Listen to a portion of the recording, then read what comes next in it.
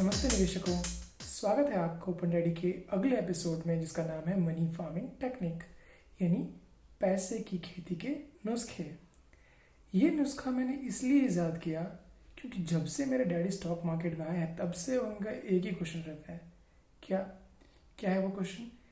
कि ये स्टॉक कब बेचें, कब तक होल्ड करें, अगर मेरे बेचने के बाद बहुत भाग गया तो, अगर मेरे खरीदने के बाद बहुत गिर गया तो, अगर मैं प्रॉफिट बुक नहीं कर पाया तो, अगर मैं लॉस ज़्यादा ले लिया तो ऐसे कई सारे सवाल उनके मन में जो है हमेशा आते रहते हैं।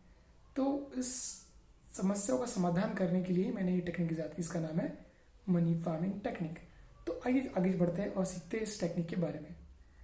तो इस टेक्निक को समझने के लिए आपको कुछ समय के लिए मेरे डैडी की तरह ही किसान बन के सोचना होगा, फार्मर बन के सोचना होगा।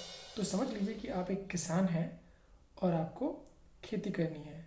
इस खेती के पैटर्न को हम दो तरीकों में बांट सकते हैं।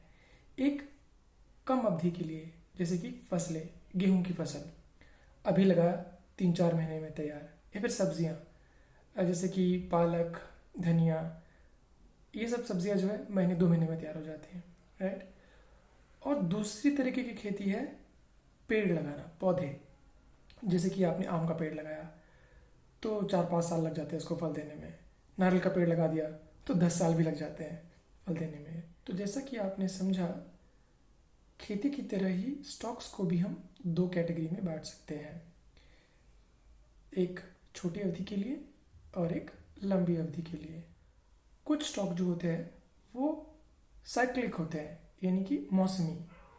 जैसे कि ज़्यादा गर्मी बढ़ी तो एसी की सेल बढ़ गई, ज़्यादा ठंड पड़ी तो चाय कॉफ़ी की सेल बढ़ गई, ज़्यादा बारिश हो गई तो एग्रीकल्चर केमिकल फर्टिलाइजर्स के सेल्स बढ़ गए। और कुछ बिजनेस होते हैं लंबी अवधि के लिए, जैसे खाने पीने की चीज़ें, तेल, साबुन, क्रीम, पाउडर वगैरह। तो यदि फसल या पेड़ की समय अवधि उलट पलट हो जाए तो देखिए कितनी समस्या होती है किसान को। उदाहरण के लिए, अगर हम कोई आम का पेड़ लगाएं और 4-5 महीने में ही काट दें, ये बोलकर कि उसमें तो फल ही नहीं आए, है ना। और हम गेहूं की फसल लगाएं और उसको 3-4 साल छोड़ दें, ये बोलकर कि फसल बहुत ज़ोरदार हुई है, तो हमसे और छोड़ देते हैं, तो कितना भारी नुकसान किसान को झेलना पड़ सकता है। तो जिस तरह से फार्मिंग में समय अवधि जानना बहुत ज़रूरी है, इसी तरह से स्टॉक मार्केट में भी किसी स्टॉक में एंट्री से पहले आपको ये जानना बहुत ज़रूरी है कि इस स्टॉक की समय अवधि क्या होगी आपके अकॉर्डिंग। तो ये तो हो गई क्लैरिटी समय अवधि को लेकर के। लेकिन हम ये कैसे पता लगाएं कि फलाना स्टॉक हमने लिया है ये फसल की कैटेगरी में आता है कि पेड़ की कैटेगरी में आता है? अगर फसल है तो कितने महीने की है, महीने 2 महीने में काटनी है, 4-6 महीने में काटनी है, साल भर में काटनी है? और अगर पेड़ है तो कैसा, कितने दिनों के लिए हमें रखना पड़ेगा? तो इस सवाल का जवाब भी हमें खेती से ही मिलेगा। तो थोड़ा हम पीछे जाते हैं और पता करते हैं कि कैसे, सोचिए आप कि कैसे किसान को मालूम पड़ा कि ये गेहूं की फसल है या फिर ये आम का पेड़ है, ये नारियल का पेड़ है, इसको हमें इतना समय देना चाहिए। कैसे मालूम पड़ा, जरा सोचिए। जाहिर सी बात है, ये उनको अपने तजुर्बे और थोड़ा कॉमन सेंस से ये उनको मालूम पड़ा कि ये फसल इतने समय के लिए लगेगी। तो इसी तरह से स्टॉक मार्केट को जो लोग जानते हैं, काफ़ी लंबी अवधि से जानते हैं, जिन्होंने इसमें काफ़ी निवेश किया है, दशकों तक वहाँ रहे हैं, उनके तजुर्बे से हम ये सीख सकते हैं कि कौन सा स्टॉक कौन सी कैटेगरी में फिट बैठता है। अभी साइकिल कितने की दिनों की होगी, जैसे कि वो एक फसल या फिर पेड़ पर निर्भर करता है, वैसे ही ये स्टॉक या उनके सेक्टर पर निर्भर करता है कि इसकी साइकिल कितने दिनों की होगी।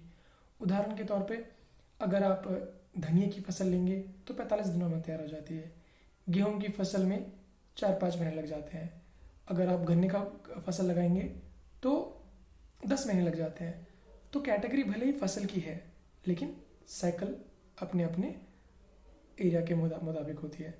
उसी तरह से स्टॉक में भी यही हाल है कि अगर आप छोटी अवधि के लिए भी लेंगे तो उसमें भी अलग अलग तरह की साइकिलें होती हैं। कुछ और उदाहरण मैं अगर आपको दूं, तो जैसे कि स्टॉक मार्केट में एक सेक्टर लेते हैं, आईटी सेक्टर। इसकी साइकिल नॉर्मली 2-3 साल की होती है। अगर आप ऑटो की साइकिल में जाएं तो वो 4 से 5 साल की होती है, फार्मा की 6 से लेकर 7 साल तक की होती है। और जैसे कि FMCG प्रोडक्ट हैं, जो खाने पीने की चीज़ें हैं, वो सदाबहार कैटेगरी में आती हैं। तो लेकिन इसमें एक अंतर और है। अंतर क्या कि जो साइकिलें हैं, जैसे कि फसल में आपने देखा वो साइकिलें फिक्स हैं, लेकिन स्टॉक मार्केट में ये सेक्टर की साइकिलें जो है वो फिक्स नहीं होती। कभी गवर्नमेंट की पॉलिसीज के चक्कर में, कभी पब्लिक की सेंटिमेंट के चक्कर में ये साइकिलें इधर से उधर, थोड़ी बहुत इधर उधर होती रहती हैं। तो जैसे कि किसान खेती करने से पहले बारिश, मौसम का हाल, मिट्टी की गुणवत्ता और कर्ज की व्यवस्था, पैसे की व्यवस्था देखकर ही वो फसल लगाने का निर्णय लेता है, उसी तरह से आपको भी जब आप किसी कंपनी सेक्टर को चुनते हैं तो आपको भी देखना चाहिए कि प्रमोटर कैसे हैं, आज मार्केट में सेंटिमेंट क्या चल रहा है, सेक्टर कैसे चल रहा है, सरकार ने कोई इनको सुविधा दी है क्या, इनके पास पैसे पर्याप्त मात्रा में है क्या, इनके पास कर्ज ज़्यादा है। तब आप उस फसल में या फिर उस सेक्टर या स्टॉक में आप निवेश करते हैं। और कुछ गुण जो अच्छे किसान के होते हैं वो मनी फार्मिंग टेक्निक पर भी लागू होते हैं। जैसे कि कर्ज है तो हर्ज है, किसान का भी और बिजनेस का भी। अगर गिरवी हो गई तो फिर तो बंटाधार है, बिजनेस का भी और फसल का भी।